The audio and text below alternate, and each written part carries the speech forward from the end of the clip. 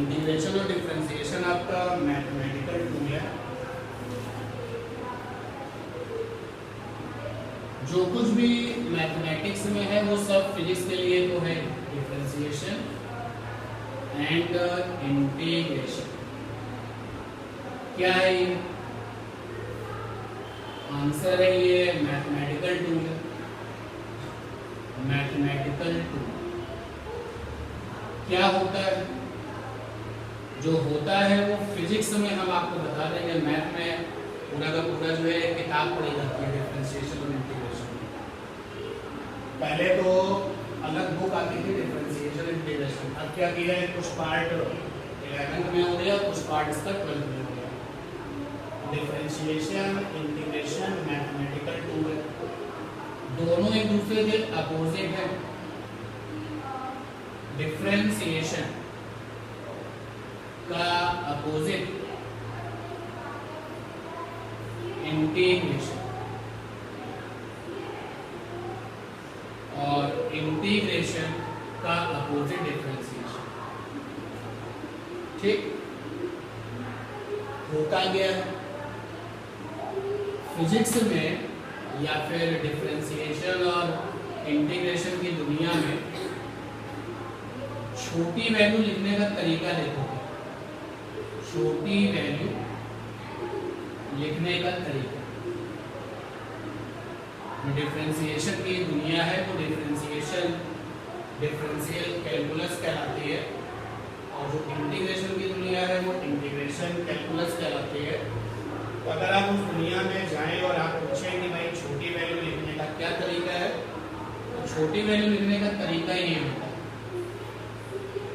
छोटी सी वैल्यू तो small value बराबर होता है डी बनाते हैं, और यहाँ पर सिंबल लिख दिया जाता है symbol of quantity, symbol of quantity. जैसे एग्जाम्पल के लिए स्मॉल वैल्यू टाइम की, small value of time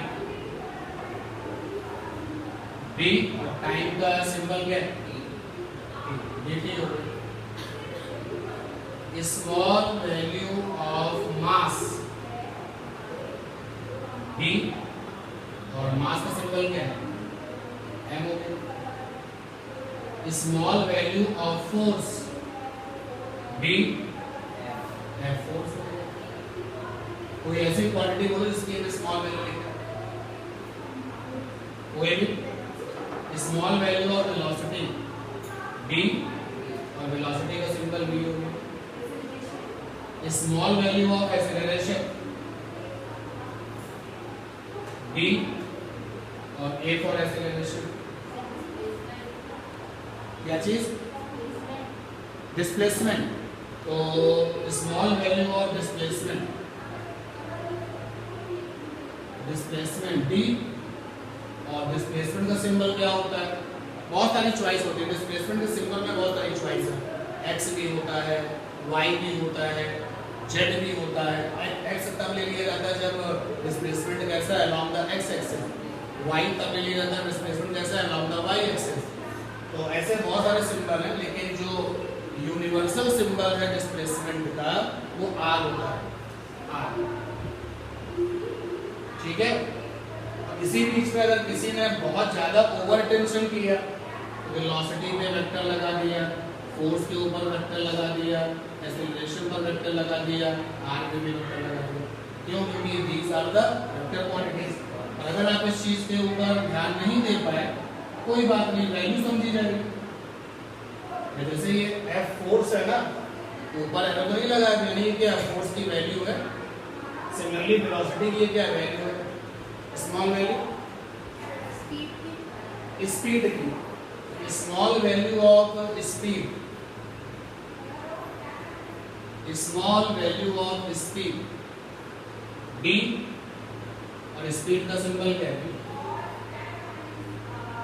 small value किसी density, small value of density D, density का सिंबल क्या है? कहीं कहीं पर सिग्मा लिया गया डेंसिटी को, इस सिंबल को पढ़ते हैं सिग्मा।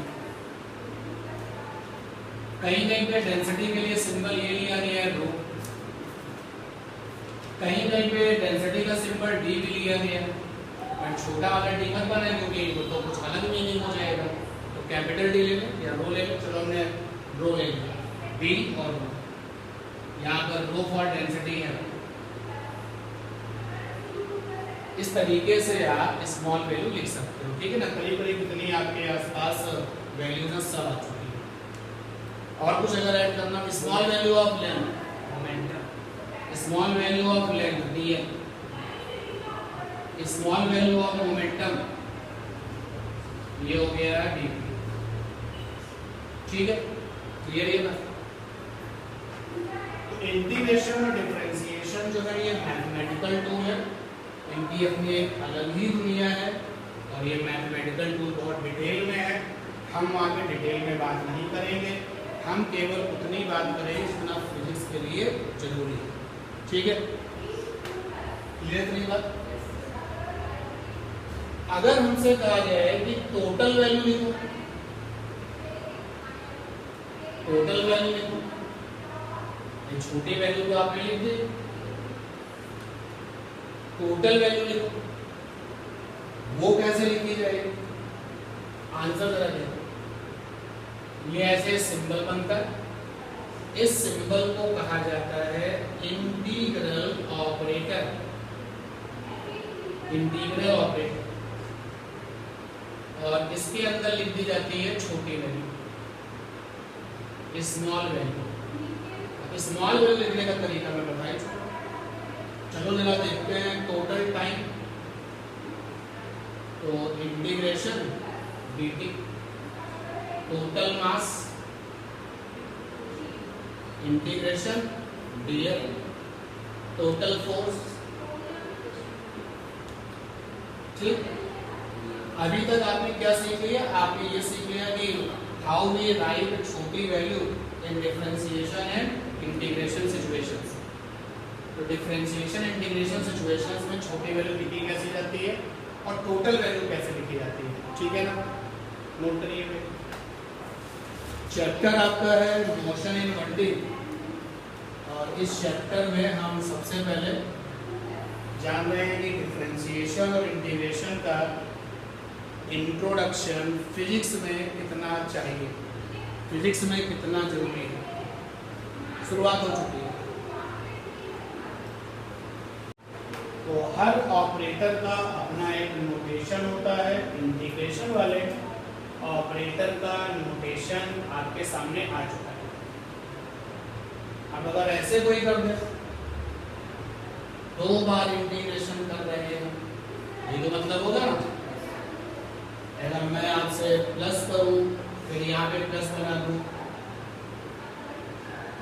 फिर यहाँ पे प्लस बना दूं, 4 लोगों को जोड़ रहे हैं, इस तरीके से 2 बार इंटीग्रेशन को 2 बार बनाइए, 3 बार तो 3 बार बनाइए। बट आप बेफिक्र रहिए, आप इंटीग्रेशन पढ़ रहे हैं फॉर द फिजिक्स, तो एक ही बार इंटीग्रेशन करने का मौका मिलेगा। फिलहाल आपने इंटीग्रेशन लगाना सीख लिया है कि जब किसी छोटी वैल्यू से आपकी जान पहचान हो जाए तो आप इंटीग्रेशन लगा करके आप उस छोटी सी वैल्यू को किसमें कह सकते हो? Total value. तो इंटीग्रल ऑपरेटर के अंदर अगर छोटी वैल्यू लिख दी जाए तो बन जाती है टोटल वैल्यू। और आगे चलते हैं, जरा ध्यान देना भाई। नेक्स्ट वन पे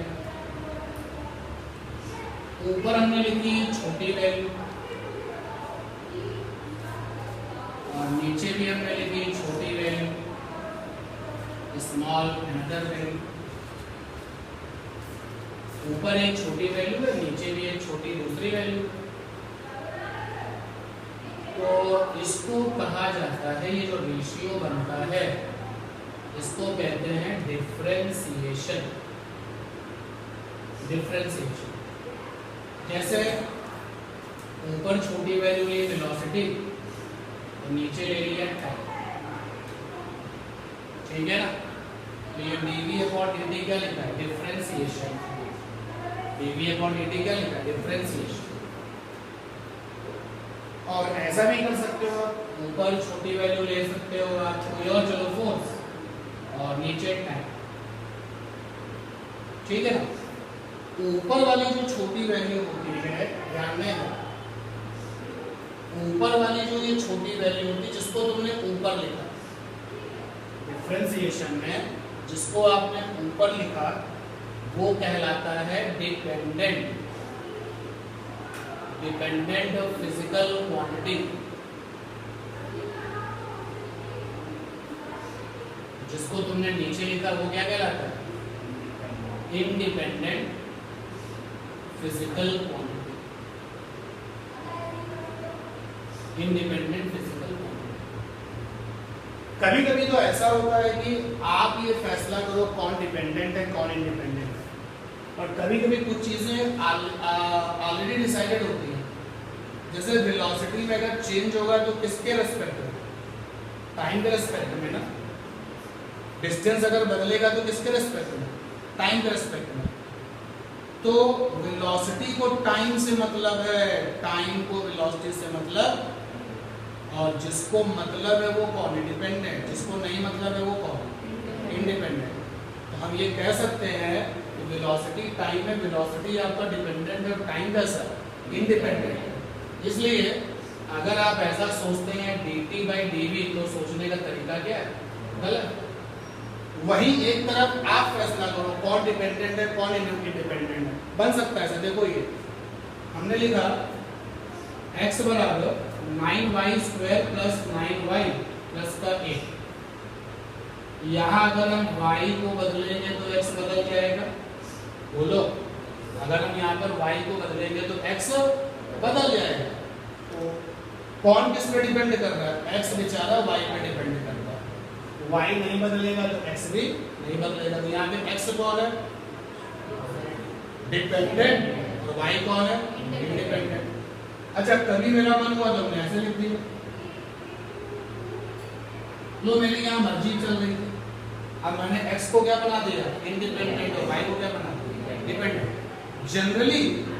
जनरली जब कोई रिलेशन लिखा जाता है, जनरली जब कोई रिलेशन लिखा जाता है, generally when we write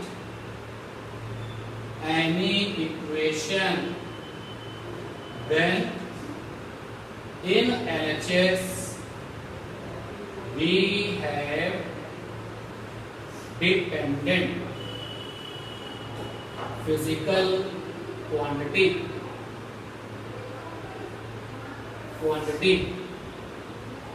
and in RHS we have independent physical quantity. Independent physical. जैसे अगर मैंने इस तरीके से लिखा है x यहाँ पे डिपेंडेंट है, y कैसा? इंडिपेंडेंट है। अगर मैंने यहाँ ऐसे लिखा है तो यहाँ पे y आपका डिपेंडेंट है, x कैसा? इंडिपेंडेंट। तो जो डिफरेंशिएशन है, डिफरेंशिएशन को हम लोग डेरिवेटिव भी कहते हैं। डेरिवेटिव, डिफरेंशिएशन को डेरिवेटिव भी कहा जाता है। एक्चुअली ये है क्या? ये होता है छोटी वैल्यू ऊपर डिपेंडेंट वाली, और नीचे होता है छोटी वैल्यू किसकी? इंडिपेंडेंट वाली।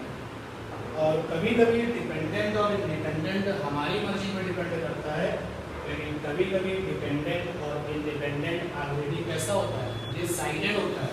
जैसे अगर हम बात कर रहे हैं डिस्टेंस और टाइम की, अगर हम ये कहें कि डिस्टेंस और टाइम, तो डिस्टेंस और टाइम में टाइम कैसा है? इंडिपेंडेंट। डिस्टेंस कहता है कैसा है? डिपेंडेंट। क्या ये कभी उल्टा हो सकता है? जवाब में नहीं हो सकता। ठीक है। अगर हम बात करें डिस्प्लेसमेंट और टाइम की, तो डिस्प्लेसमेंट कैसा है? डिपेंडेंट। टाइम कैसा है? इंडिपेंडेंट। अगर हम बात करें स्पीड और टाइम की, स्पीड कैसा है? डिपेंडेंट। टाइम कैसा है? इंडिपेंडेंट। अगर हम बात करें एक्सेलरेशन और टाइम की, एक्सेलरेशन कैसा है? डिपेंडेंट। टाइम कैसा है? इंडिपेंडेंट। तो कभी कभी जो है डिपेंडेंट और इंडिपेंडेंट ऑलरेडी डिसाइडेड होते हैं, ये हम चाह के भी चेंज नहीं कर सकते। लेकिन मैथमेटिक्स में स्पेशली जब कोई इक्वेशन बनाते हैं एक्स वाई में बना लेते हैं, मेरा मन होगा तो हम एक्स को बना देंगे डिपेंडेंट, वाई को इंडिपेंडेंट, और कभी उल्टा कर देंगे, ठीक है ना। तो ये सारा प्रोसेस चल रहा था। और एक बार फिर से आप देखिए कि डिफरेंशिएशन का क्या मतलब। डिफरेंशिएशन का मतलब है, ऊपर है डिपेंडेंट फिजिकल क्वांटिटी छोटी वाली, अब मैं इसको दोबारा लिख देता हूँ कि डेरिवेटिव को डिफरेंशिएशन भी कहा जाता है।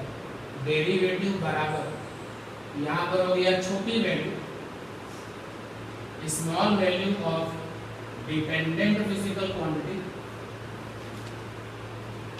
डिपेंडेंट फिजिकल क्वांटिटी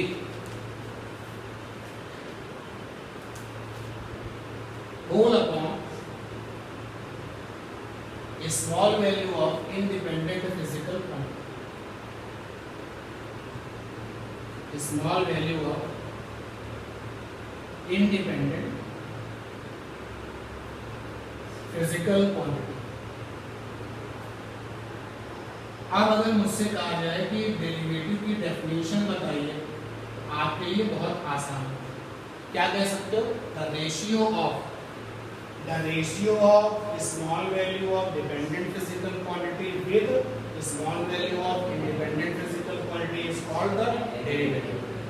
अब आपको डेरिवेटिव लिखना आ गया, यानी कि डेरिवेटिव लिखने से पहले जरूर आप ये सामने वाले से पूछना चाहोगे कि अच्छा होता कि डिपेंडेंट और इंडिपेंडेंट आप बता देते, लेकिन कुछ डिपेंडेंट और इंडिपेंडेंट आपको पता होने चाहिए, ठीक। तो वापस मैंने लिखा, ये देखिए एक बार फिर से dv/dt।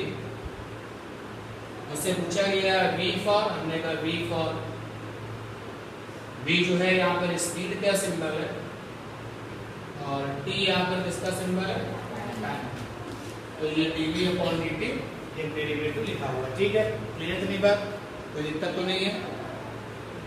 अब डेरिवेटिव लिखना तो आ गया, dv/dt लिख दिया, क्या पता चल जाए? डिपेंडेंट पता चल जाए, इंडिपेंडेंट पता चल जाए तो डेरिवेटिव लिख दिया जाएगा। तो डेरिवेटिव लिख तो दिया गया, इसको पढ़ते कैसे हैं? डेरिवेटिव को पढ़ा कैसे जाता है? और ये बात भी जनरल वे में सही है, इधर वाली जो लिखी गई है। जब भी आपके सामने कोई एक्सप्रेशन आता है, कोई इक्वेशन आता है जिसमें LHS होता है, जिसमें RHS होता है, तो 99.999% केसेस में जो आपका लेफ्ट हैंड साइड है वो किसकी? डिपेंडेंट की, और जो राइट हैंड साइड है वो किसकी? इंडिपेंडेंट की, ठीक है ना। जैसे देखो मैंने एक इक्वेशन लिखा है, मैंने कहा q बराबर 3t² प्लस का 5t प्लस का 4। तो आपने पूछा कि सर यहाँ पे q क्या? हमने कहा चार्ज है, यहाँ पे t फॉर क्या है? हमने कहा टाइम। अब जब मैंने ये बता दिया कि यहाँ पे q चार्ज है, t टाइम है, तो अब आगे का कॉमन सेंस, जनरली जो लेफ्ट हैंड साइड होती है वहां कौन मिलते हैं, और जो राइट हैंड साइड होती है वहां कौन मिलते हैं? तो भाई जी इस वाली इक्वेशन में डिपेंडेंट कौन है? Q माने चार्ज, और इंडिपेंडेंट कौन है? टाइम। तो डेरिवेटिव क्या बनेगा? dt/dq या dq/dt? dq/dt। पहले ऊपर क्या होता है? डिपेंडेंट, नीचे क्या होता है? इंडिपेंडेंट। डेरिवेटिव लिखना तो आ गया है, डेरिवेटिव पढ़ा कैसे जाता है ये चैलेंज भी है हमारे पास। तो अगला क्वेश्चन है कि how we read derivative. Derivative लिखना आ चुका है, लेकिन इसको पढ़ते कैसे हैं? डेरिवेटिव लिखने में केवल समस्या क्या है? डिपेंडेंट और इंडिपेंडेंट की पहचान करना।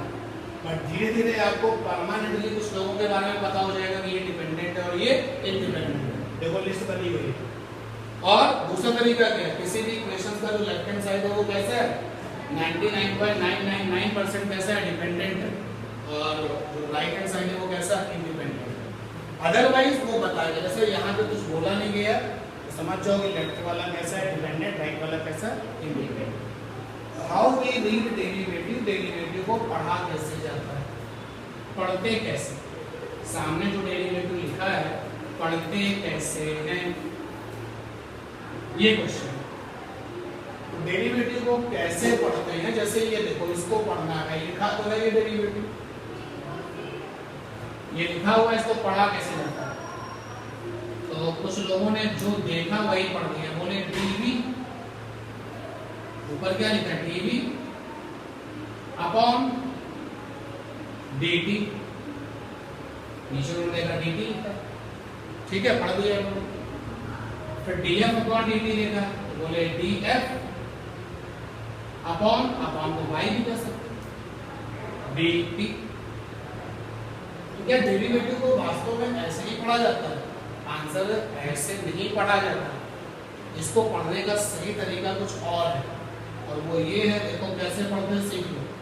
पढ़ते हैं डेरिवेटिव, डेरिवेटिव कह लो या डिफरेंशिएशन कह लो, बात एक ही है। डेरिवेटिव ऑफ, डेरिवेटिव ऑफ के बाद ये खाली जगह, उसके बाद विद रेस्पेक्ट टू,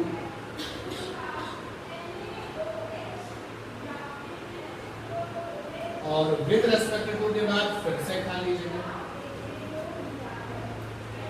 इन खाली जगहों पर क्या करते हैं, क्या करते हैं? तो आते हैं इस पर। सबसे पहले आप एक काम करिए, आप ये जो रिजल्ट है ना, एक नोट डाल के पूरा कर लो इसको, एक रिजल्ट ये नोट में कर लो पूरा कंप्लीट, और फिर कुछ और नहीं लिखना, इसको कर लो पूरा, और ये जो नॉलेज है इसको कंप्लीट कर लो।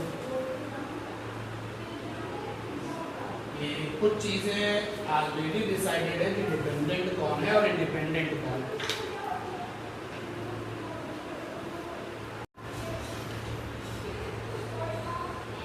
आपने ये नोट कंप्लीट कर लिया, और कुछ डिसाइडेड है, ऑलरेडी डिसाइडेड है डिपेंडेंट एंड डिपेंडेंट, ये भी आ गया।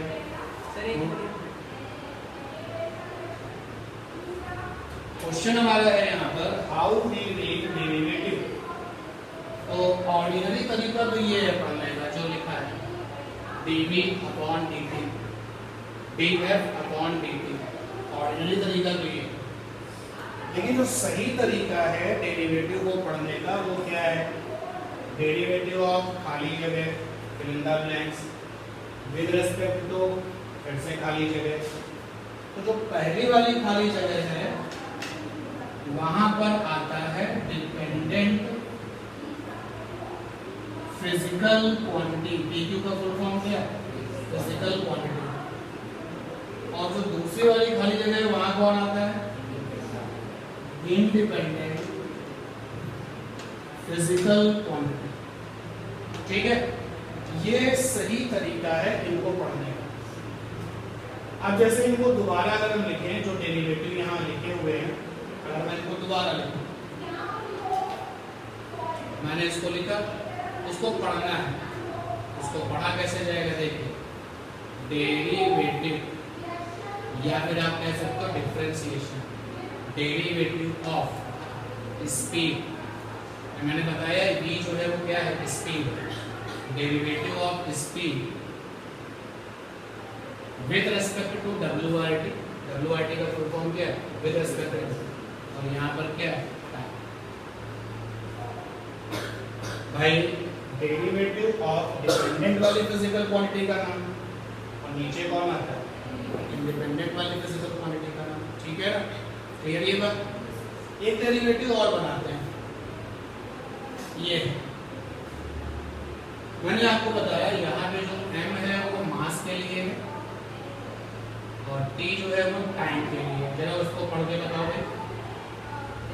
डिफरेंशिएशन, या डेरिवेटिव लिख सकते हो, डिफरेंशिएशन ऑफ क्या?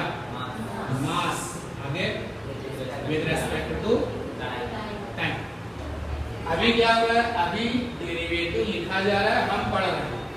अब क्या करते हैं कि हम उसको लिखते हैं, पहले उसको लिखते हैं, फिर क्या करते हैं? पढ़ते हैं। अब हम क्या करेंगे? पहले पढ़ेंगे, उसको लिखने के बाद। देखो मैंने लिखा differentiation, differentiation of force with respect to time. वो तो बोलो इसको कैसे लिखें, df अपॉन dt। क्लियर है ये बात? अब तक तो डेरिवेटिव क्या होते हैं, तो ऊपर होती है छोटी वैल्यू, नीचे होती है छोटी वैल्यू, और ये कहलाता है डिफरेंशिएशन। ऊपर वाली जो छोटी वैल्यू होती है वो डिपेंडेंट होती है, और नीचे वाली जो छोटी वैल्यू होती है वो इंडिपेंडेंट होती है। जनरली डिपेंडेंट कौन है, इंडिपेंडेंट कौन है, वो हमें बताएंगे।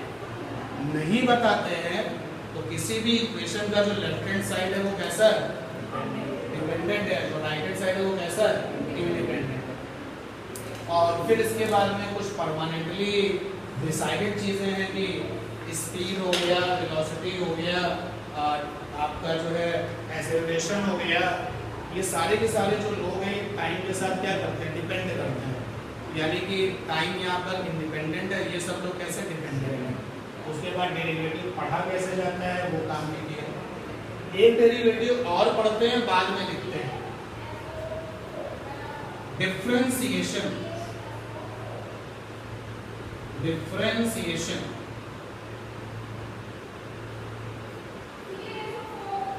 of force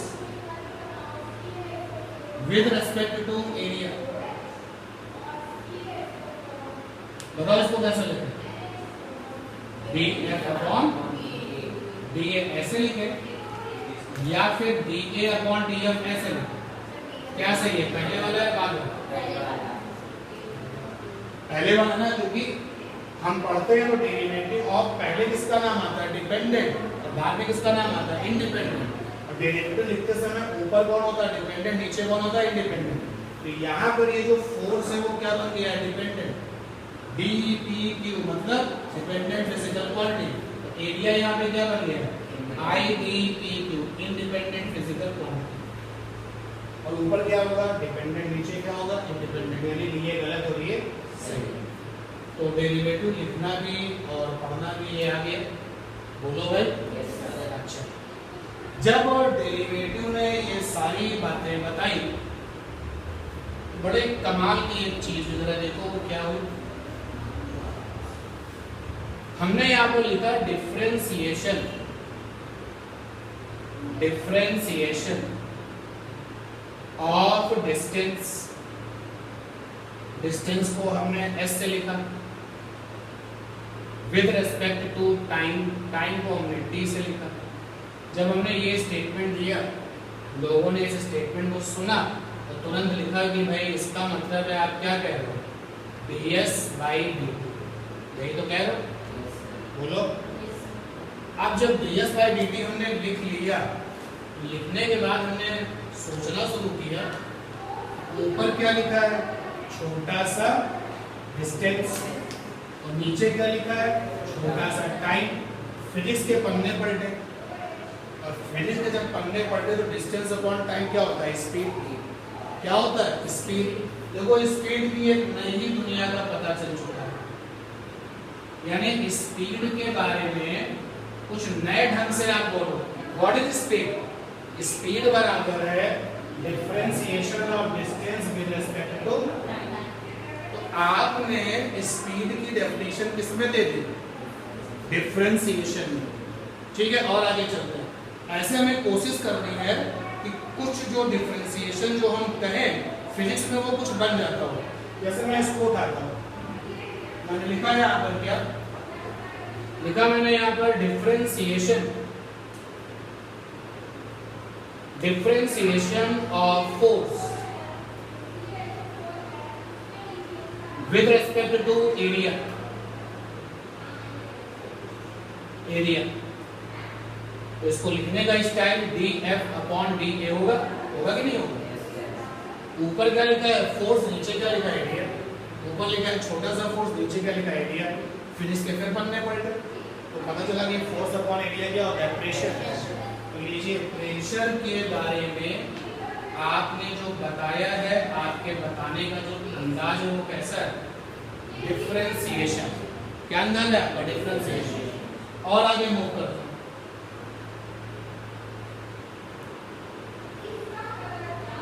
और आगे मूव करते हैं। डिफरेंशिएशन ऑफ डिस्प्लेसमेंट, डिस्प्लेसमेंट को आर से लिखा, WRD full form with respect to time t. जब आप इसको लिखोगे तो लिखने का अंदाज क्या होगा, dr/dt। पढ़ने का तरीका क्या होगा, ये क्लियर, ये बात। ऊपर लिखा है डिस्प्लेसमेंट, नीचे लिखा है टाइम, ये क्या होती है, वेलोसिटी। बोलो भाई, ये सारी चीजें तुम पहली बार देख रहे हो किसके टर्म्स में, डिफरेंशिएशन के टर्म्स में। तो फिजिक्स में डिफरेंशिएशन कुछ बन जाता है, ठीक है। और आगे चलते हैं, differentiation, differentiation of charge. Charge को मैंने क्यू से लिखा, WRT with respect to time t। जब आप इस लाइन को पढ़ोगे तो आपके लिखने का तरीका ये होगा, लिखोगे dq/dt।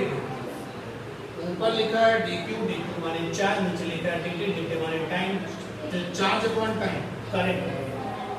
तो ये आ गया इलेक्ट्रिक करंट। ऐसे आपको इस लिस्ट को बड़ा करना है, आपको डिफरेंशिएशन ऐसा कुछ सोचना है जो फिजिक्स में कुछ बन जाता हो, ठीक। और आगे चलो,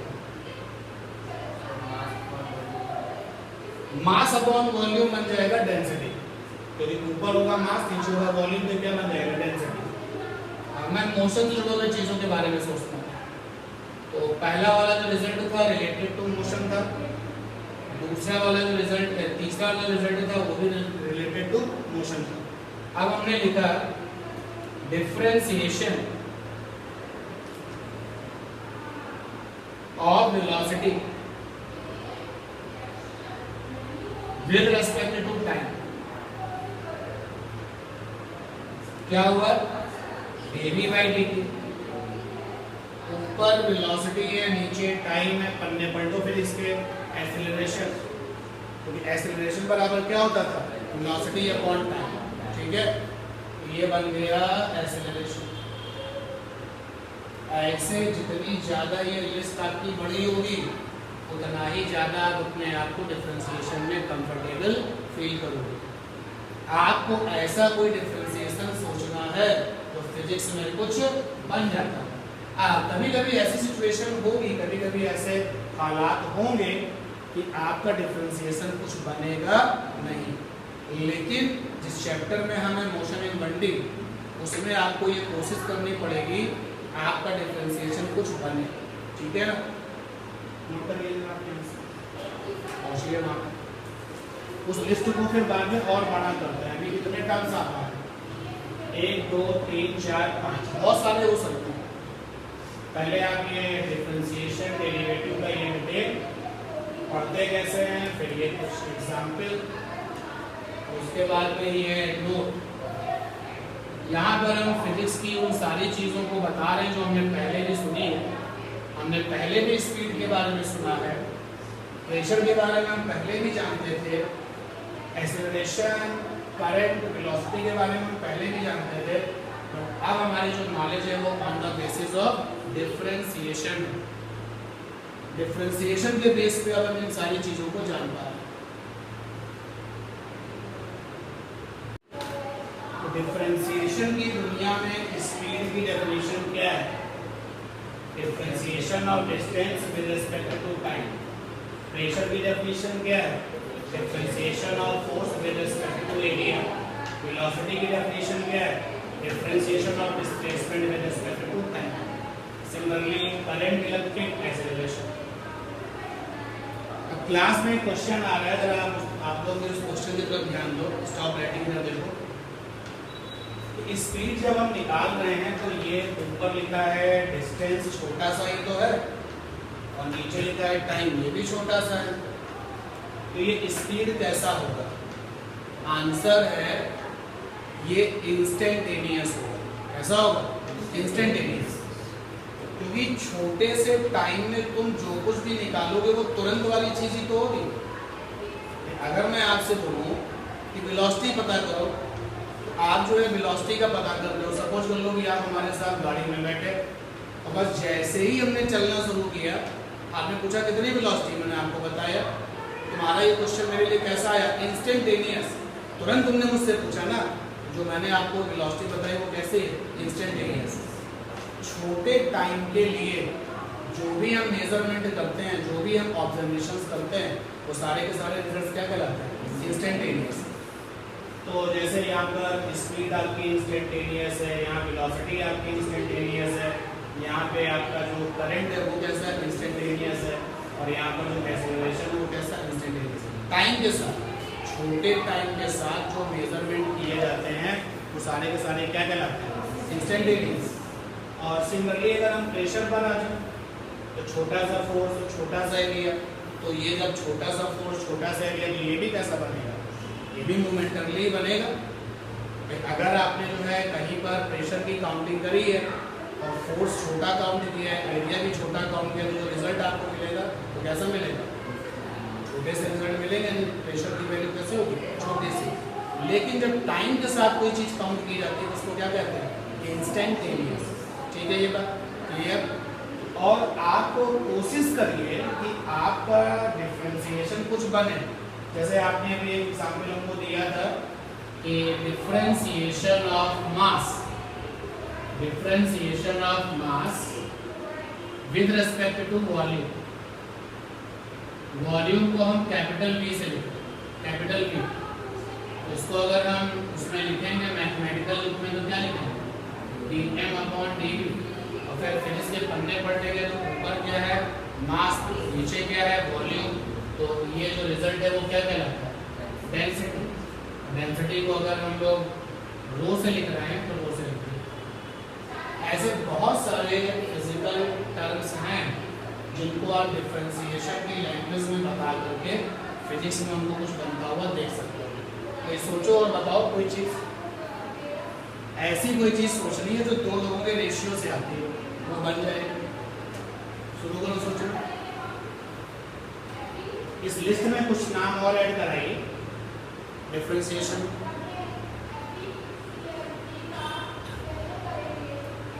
देखो, differentiation of momentum P with respect to time, ऐसे लिखोगे ना इसको। और मोमेंटम अपॉन टाइम हमेशा से एक फोर्स बना, याद है या भूल गए?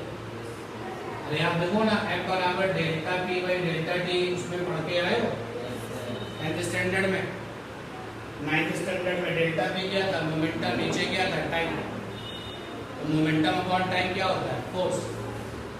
ऐसे एक दो चीजें और ऐड कराइए। इधर से हम आपको फ्री करें, हो गया इधर, हटा दें। कुछ और ऐड कराइए डिफरेंशिएशन। पावर बराबर क्या होता है, पावर बराबर, पावर यहाँ नहीं हुआ, देखो प्रेशर हुआ। पावर, पावर होता है वर्क अपॉन टाइम। तो मैं क्या लिखूं, differentiation of work with respect to time. तो उसको लिखने का तरीका ये होगा, that is called the power.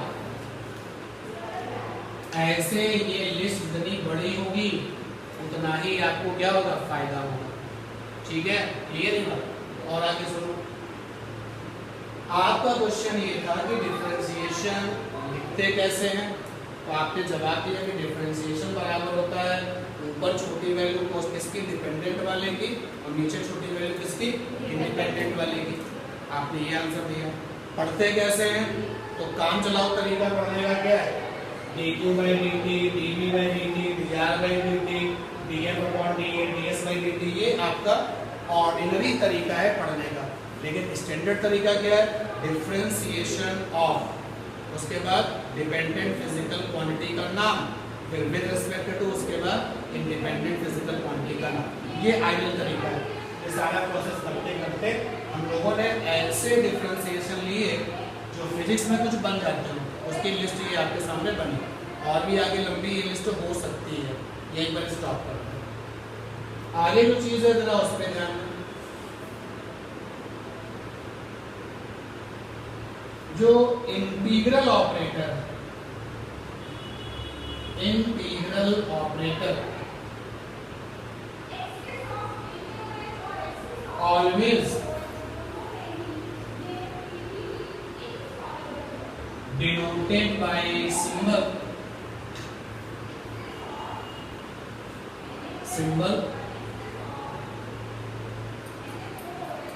ये सिंबल आपके इंटीग्रल ऑपरेटर, ये बता चुके, एक बार और बता रहे हैं आपको, ठीक है। जब आप इस इंटीग्रल ऑपरेटर को देखोगे और उसके अंदर जो चीज है उसको देखोगे, इंटीग्रल ऑपरेटर को देखोगे और उसके अंदर जो चीज है उसको देखोगे, जैसे अभी तक जो तुम्हें जानकारी है तो आपको पता है कि छोटी सी वैल्यू पर इंटीग्रेशन कर दो तो क्या बन जाता है, टोटल वैल्यू। तो आप इंटीग्रेशन के अंदर किसको देखते हो, आपने कहा छोटी वैल्यू को देखते हो। रियलिटी क्या है उसको सुनो, इंटीग्रल ऑपरेटर के अंदर, इंटीग्रल ऑपरेटर के अंदर we always have two boxes, हमेशा आपको इंटीग्रल ऑपरेटर के अंदर दो बॉक्स मिलेंगे, ये ऑपरेटर है, ये पहला बॉक्स है और ये दूसरा बॉक्स है, ऑलवेज टू बॉक्सेस मिलेंगे। पहले बॉक्स में क्या होगा, इन first box there is dependent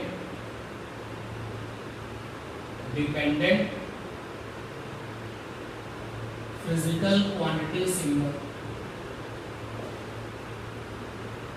और दूसरे बॉक्स में क्या होगा, इन second box there is a small value of independent physical quantity symbol। Check the situation, गौर करें। पहले वाले बॉक्स में क्या होगा, डिपेंडेंट फिजिकल क्वांटिटी सिंबल, और दूसरे वाले बॉक्स में क्या होगा, इंडिपेंडेंट फिजिकल क्वांटिटी सिंबल। यहां पर होगी डिपेंडेंट फिजिकल क्वांटिटी और यहां पे क्या होगी, स्मॉल इंडिपेंडेंट फिजिकल क्वांटिटी। देखो जरा मैंने जो लिखा हुआ है, in first box there is a dependent physical quantity symbol और in second box there is a small value of independent physical quantity symbol. तो यहां पर होगा small value of independent physical quantity और आगे सिंबल। चलिए जरा देखते हैं, ध्यान देना। मैंने लिखा I और यहां लिखा dt। तो आप मुझसे पूछ सकते हो या मुझसे मत भी पूछो तो समझ सकते हो कि पहले I आया या फिर dt आया, यानी जो फर्स्ट नंबर पर आया एक ऐसी क्वांटिटी है डिपेंडेंट, और जो सेकेंड नंबर पर है छोटी सी क्वांटिटी वो कैसी है, इंडिपेंडेंट। ठीक है, तो यहाँ पर आपके पहले बॉक्स में डिपेंडेंट फिजिकल क्वांटिटी होगी, दूसरे बॉक्स में छोटी वैल्यू होगी किसकी, इंडिपेंडेंट फिजिकल क्वांटिटी। और देखो भाई V dt। अभी आप ये मत पूछो हमसे सर ये I यहाँ क्या है, dt यहाँ क्या है। अभी तो आप अपने खुद की एनालिसिस से ये समझिए, पहले बॉक्स में क्या है V, दूसरे बॉक्स में क्या है छोटी वैल्यू, ये आपका क्या है डिपेंडेंट, ये कैसा इंडिपेंडेंट। ठीक है, और देखिए A dt, ये कैसा है डिपेंडेंट, ये कैसा है इंडिपेंडेंट। आप इसको पढ़ते कैसे, पढ़ते कैसे हैं, जो लिखा हुआ है इसको पढ़ते कैसे, तरीका देखो पढ़ने का। पढ़ने का तरीका होता है integration of fill in the blanks with respect to fill in the blanks। पहले वाले fill in the blanks में होती है name of dependent physical quantity, और दूसरे वाले फिल इन द ब्लैंक्स में होता है name of independent physical quantity. चलो अब मैं डिस्क्लोज करता हूं कि आई यहां पे करंट है और टी यहां पे टाइम है। इसको कैसे पढ़ोगे? Integration of current with respect to time. ठीक है, फिर मैंने यहां पे डिस्क्लोज किया कि v यहां पे वेलोसिटी है, t यहां पे टाइम है। पता है इसको कैसे पढ़ोगे? Integration of velocity with respect to, a for acceleration है, dt फॉर टाइम है, तो फिर integration of acceleration with respect to. पढ़ने का तरीका भी है।